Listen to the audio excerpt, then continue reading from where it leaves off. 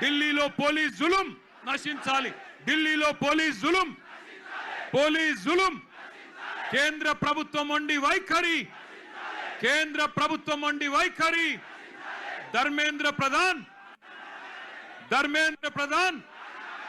we want ఢిల్లీలో కేంద్ర ప్రభుత్వం మొండి వైఖరి, కేంద్ర ప్రభుత్వం మొండి వైఖరి. పేరున జర వెనకకు జరగండి ప్లీజ్. ఆ పిల్లలు ఉన్నారు, వెనకకు జరగండి. రాజారాం, గజ్జల్ నగేష్ గారు వెనకకు జరుగు. తమ్ముడు వెనకకు జరుగు ప్లీజ్. ఆడపిల్లలు ఉన్నారు, జరగండి. శరత్ వెనకకు జరుగు. పిచ్చే ఆటో నగేష్ భాయ్ వెనకకు పో. శరత్ వెనకకు జరుగురి తమ్మి. రాజారాం వెనకకు జరుగురి ప్లీజ్. వెనకకు జరగండి. గౌరవనీయులైన పెద్దలు, వేదికపైన ఆసీనులైన గౌరవ మాజీ మంత్రివర్యులు, అట్లాగే వేదిక ముందు అక్కడ అందరి మధ్యన పిల్లల మధ్యన నించున్న శ్రీమతి సబితా ఇంద్రారెడ్డి గారు, అదేవిధంగా గౌరవనీయులు వేదికపైన ఉన్న పెద్దలు శ్రీ తలసాని శ్రీనివాస్ యాదవ్ గారు, గౌరవనీయులు శ్రీ జగదీష్ రెడ్డి గారు, గౌరవనీయులు ప్రశాంత్ రెడ్డి గారు, గౌరవనీయులు శ్రీనివాస్ గౌడ్ గారు, గౌరవనీయులు పల్లా రాజేశ్వర రెడ్డి గారు, కౌశిక్ రెడ్డి గారు, రవీందర్ రావు గారు, భూపాల్ రెడ్డి గారు, రమణారెడ్డి గారు, సునీత గారు, ఇంకా వేదిక పైన పెద్దలు గౌరవనీయులు శ్రీ జీవన్ రెడ్డి గారు, గౌరవనీయులైన మా సునీత లక్ష్మారెడ్డి గారు ఎమ్మెల్యే గారు, ఇంకా మా ఎమ్మెల్యే, స్థానిక ఎమ్మెల్యే గౌరవనీయులు ముఠా గోపాల్ గారు, భూపాల్ రెడ్డి గారు, ఆర్ఎస్ ప్రవీణ్ గారు ఎక్కడ? ఆర్ఎస్ ప్రవీణ్ కు ఆగే అనేదోనా? గౌరవనీయులు ఆర్ఎస్ ప్రవీణ్ కుమార్ గారు, మాజీ ఐపీఎస్ పెద్దలు,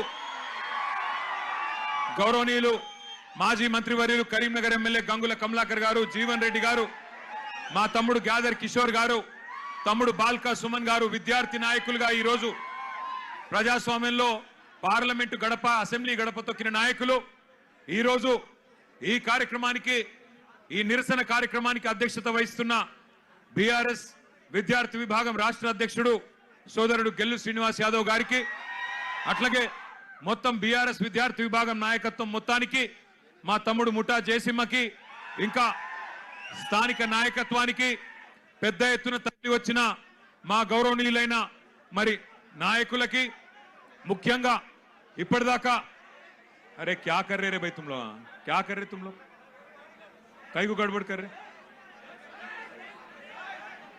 చూడు నగేష్, చూడు ఏందో చూడు. ఇప్పటిదాకా అద్భుతంగా మాట్లాడిన మా చెల్లెళ్ళు, తమ్ముళ్ళు, నీట్ మాత్రమే కాదు, భారతదేశంలో ప్రస్తుతం నెలకొన్న పరిస్థితుల పట్ల ఆక్రోశం వ్యక్తం చేస్తున్న యంగ్ జనరేషన్ జెన్ జీకి సంబంధించిన మా తమ్ముళ్ళు, చెల్లెలందరికీ ఒకసారి గట్టిగా చప్పట్లతో వారికి అభినందనలు చెప్పాలని నేను కోరుతా ఉన్నా.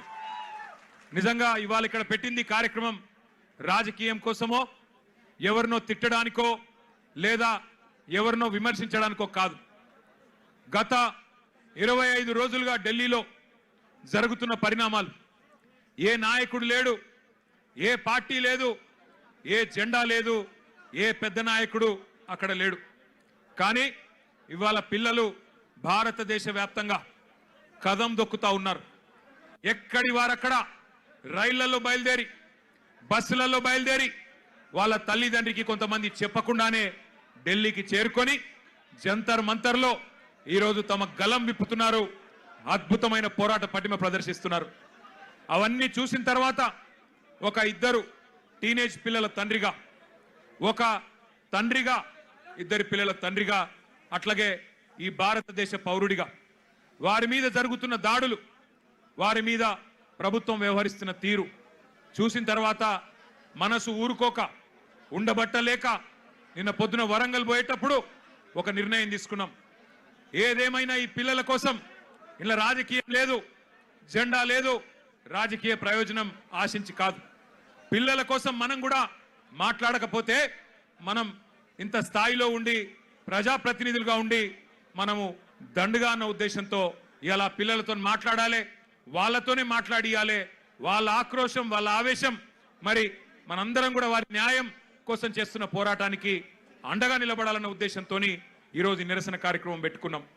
మరి ముఖ్యంగా బీఆర్ఎస్ అనే పార్టీ ఆనాడు టీఆర్ఎస్ గా ఉద్భవించినాడు ఉద్యమంలోంచి ప్రజా ఉద్యమంలోంచి పుట్టుకొచ్చిన పార్టీ ప్రజలను తెలంగాణ వ్యాప్తంగా డాక్టర్ బాబాసాహెబ్ అంబేద్కర్ గారు చెప్పినట్టుగా బోధించు సమీకరించు పోరాడు అనే అంబేద్కర్ తత్వాన్ని జీర్ణించుకొని లక్షల సంఖ్యలో ప్రజల్ని సమీకరిస్తూ తెలంగాణ ఎందుకు కావాలో వారికి బోధిస్తూ అట్లాగే ఎక్కడ అన్యాయం జరిగినా పోరాటం చేసిన పార్టీ పెద్దలు కేసీఆర్ గారి నాయకత్వంలో అల్టిమేట్ గా ఢిల్లీ మెడలు వంచి తెలంగాణ సాధించిన పార్టీ బీఆర్ఎస్ పార్టీ అందుకే ఉద్యమ పార్టీగా ఉద్యమంలో పుట్టిన నాయకులుగా ఉద్యమంలోంచే ప్రజాప్రతినిధులు ప్రభుత్వాన్ని ఏర్పాటు చేసిన వారుగా ఉద్యమాలంటే ప్రజా ఉద్యమాలంటే మాకు గౌరవం ఉంది అందుకే ఆ ఉద్దేశంతోనే వాళ్ళ పిల్లలు చేస్తున్న ఈ పోరాటానికి ఉడతా భక్తిగా కేవలం వాళ్ళకు వెన్నుదన్నుగా మనం నిలబడాలి